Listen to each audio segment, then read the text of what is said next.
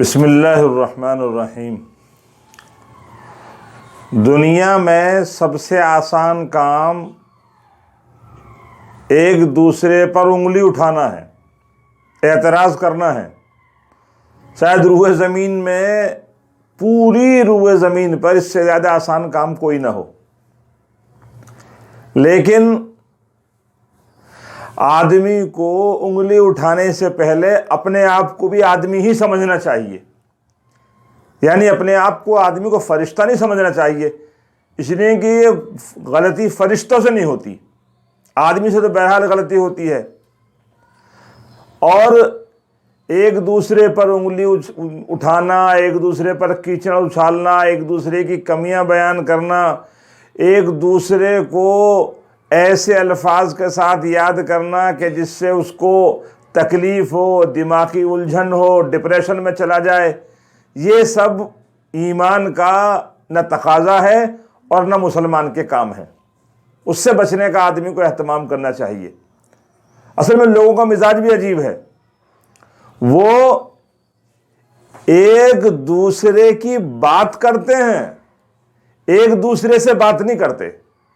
حالانکہ محبت لانے کا طریقہ یہ ہے کہ ایک دوسرے سے بات کی جائے، نہ کہ ایک دوسرے کی بات کی جائے۔ جب آدمی ایک دوسرے کی بات کرتا ہے تو پھر یقینی طور پر اس کے عیوب کی طرف چلا جاتا ہے۔ اور اصولی بات یہی ہے کہ جہاں درد ہو وہاں مرہم لگانا چاہیے۔ غلطی کسی کی ہوتی ہے، کہیں کسی سے جاتی ہے، اور سمجھتے ہیں کہ ہم سماج سدھار کی محنت کر رہے ہیں۔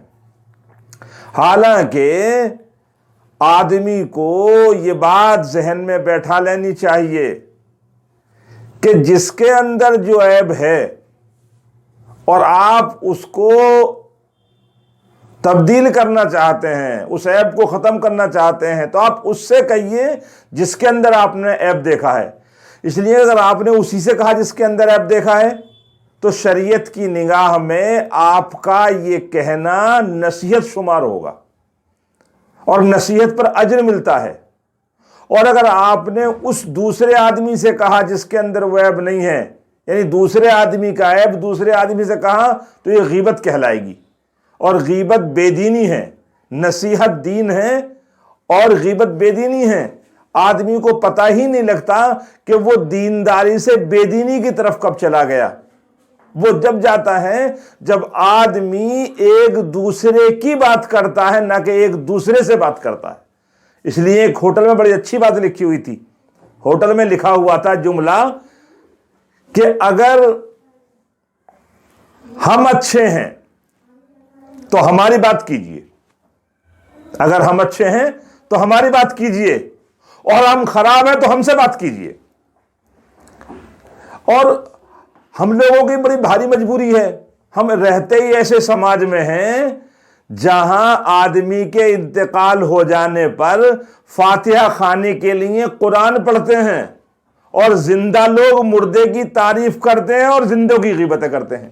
اب جن کے ہاتھوں میں قرآن ہو وہاں بھی ایک دوسرے پر کیچڑ اچھالی جا رہی ہو، تو پھر خیر کے دروازے کون سے ہوں گے جی؟ یقینی بات ہے کوئی دروازہ نہیں ہوگا۔ اس لیے سب سے بڑی خیر خواہی اور یہ بھی یاد رکھنا چاہیے کہ کبھی بھی آدمی کو دوسرے کے کہنے کا فوراً اثر لینا نہیں چاہیے، بلکہ اس بات کو عقل کی ترازو پر ناپنا چاہیے کہ اس بات کا مجھے اثر لینا بھی چاہیے یا نہیں۔ اگر آپ نے دوسرے کی بات کا فوراً اثر لینا شروع کر دیا تو آپ دوسرے کے ہاتھ کی کٹ پتلی بن کے رہ جائیں گے۔ مثال کے طور پر کسی نے آپ سے کہا کہ معاف کیجیے گا، گھڑی آپ نے اچھی نہیں باندھ رکھی۔ اب گھڑی آپ کی تھی، پیسے آپ نے خرچ کیے، اور دوسرے کہتے ہی آپ اپسیٹ ہو گئے۔ تو دنیا میں باقاعدہ ایک ٹیم پھر رہی ہے، ایک آبادی اسی کام پہ لگی ہوئی ہے کہ تم کو دماغی ڈپریشن میں لے جائیں، پریشان کر دیں۔ اس لیے کبھی بھی اگر کوئی آدمی آپ کے کھانے پر، آپ کے پینے پر، آپ کے اوڑھنے پہننے پر انگلی اٹھاتا ہے تو یہ سمجھ جائیے گا کہ آپ اس انگلی اٹھانے کا اثر کب لیں گے۔ آپ نے مثلا کسی نے آپ کی گھڑی پر اعتراض کیا، آپ کے کپڑے پر اعتراض کیا، تو یاد رکھنا چاہیے کہ آپ نے یہ سامان دو وجہ سے خریدا ہے۔ ایک تو آپ کا جیب کا بل، دوسرے نمبر پر آپ کی ضرورت۔ تو آپ نے جو سامان خریدا ہے وہ اپنی ضرورت کی وجہ سے خریدا ہے اور اپنے جیب کی حیثیت کے مطابق خریدا ہے۔ اب دوسرے کے کہنے پر آپ اپنی نہ جیب کو بدلیے اور نہ اپنی ضرورت کو بدلیے، یہ آپ کی سمجھداری سمجھی جائے گی۔ اس کا بہت زیادہ آپ کو خیال کرنا ہے۔ یہ بھی کوئی بات، کسی نے آپ سے کہا کہ آپ کا کرتا اچھا نہیں لگ رہا، تو آپ اس سے بتائیے یہ کرتا مجھے اچھا نہیں لگ رہا، جب آپ ایسا کرتا بناؤ تو یہ مت بنانا، کوئی دوسرا بنانا۔ حالانکہ اگر آپ غور کریں گے تو آپ خود سمجھ جائیں گے کہ بات اسی کی ہوتی ہے جس میں کوئی بات ہوتی ہے۔ آپ کے اندر کوئی کوالٹی ہے، آپ کے اندر کوئی بات ہے، تبھی تو لوگ آپ کی جو ہے آپ پر اعتراض کر رہے ہیں۔ اس لیے اعتراضات سے نہ گھبرائیے، یہ دنیا ہے، اس میں اعتراض سے کوئی محفوظ نہیں ہے۔ کتابوں میں لکھا ہے اگر آپ بطور کرامت کے پانی پر مسلح بچھا کر چلنے لگے، اگر آپ پانی پہ بھی چلنے لگیں تو کوئی نہ کوئی یہ کہنے والا پیدا ہو ہی جائے گا تیرنا نہیں آتا، اس لیے مسلح پر اڑ کر جا رہا ہے۔ اگر آپ بطور کرامت کے پانی پر لیٹ بھی جائیں گے نا اور لوگ آپ کے اوپر اگر گزریں تب بھی کہہ دیں گے فلیٹ لیٹا ہوا نہیں ہے، اونچا نیچا لیٹنے کا سلیقہ بھی نہیں آتا اس کو۔ اس لیے لوگوں کا اعتراض پہ دھیان مت دیجیے، بلکہ اپنی ضرورت، اپنی پسند اور اپنی حیثیت کو ہمیشہ سامنے رکھیے۔ جب آدمی ان تین چیزوں کو سامنے رکھے گا تو دوسرے کے اعتراضات کا اثر نہیں لے گا۔ ہماری بھی ذمہ داری ہے کہ ہم کسی پر اعتراض نہ کریں۔ ہاں بہت سارے لوگ ہیں، نہ ہمارا بھائی ہے، نہ رشتہ دار ہے، نہ ہمارا مرید ہے، نہ ہمارا شاگرد ہے، نہ ہماری فیکٹری میں کام کرتا ہے، نہ ہمارا ماتحت ہے، پھر ہمیں کیا اختیار ہے کہ ہم اس پر اعتراض کریں؟ اعتراض کرنا دنیا کا سب سے آسان کام ہے، اور اعتراض کرنا در حقیقت دو وجہ سے ہوتا ہے، یا تو علم کی کمی ہوتی ہے یا پھر اس مقام کو آدمی پہنچ نہیں پاتا۔ اس لیے کتابوں میں قصہ لکھا ہے کہ ایک مرتبہ شاہی کتے نکلے جا رہے تھے، تو ان شاہی کتوں کے گلوں میں سونے کی زنجیر پڑی ہوئی تھی، تو جو آوارہ کتے تھے وہ بھونسنے لگے۔ علامہ ابن جوزی رحمۃ اللہ نے لکھا ہے کہ میں غور کرنے لگا کہ یہ آوارہ کتے شاہی کتوں پہ بھونس کیوں رہے ہیں اور شاہی کتے جواب کیوں نہیں دے رہے۔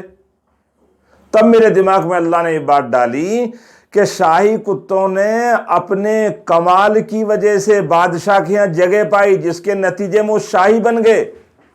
اب یہ ناکارہ کتوں کے بس کی شاہی کتا بننا تو تھا نہیں، لہٰذا ان پر بھونسنا شروع کر دیا۔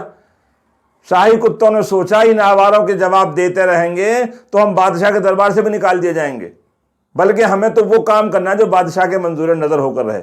اس لیے میرے بزرگوں، آدمی کو دوسرے کے اعتراض کا اثر نہیں لینا چاہیے اور دوسرے پر اعتراض بھی نہیں کرنا چاہیے۔ جب آدمی کسی پر اعتراض کرتا ہے تو وہ آدمی دوسرے کو ذہنی طور پر اس کو ٹینشن اور الجھن دیتا ہے، اور کسی مسلمان کو یا کسی بھی آدمی کو بلا وجہ الجھن دینا یہ دین نہیں بلکہ بے دینی ہے۔ اللہ تبارک و تعالی ہمیں عمل کرنے کی توفیق نصیب فرمائے اور دنیا میں بلا وجہ اعتراض کرنے کی جو وبا عام ہو گئی ہے، اللہ پوری امت کی حفاظت فرمائے۔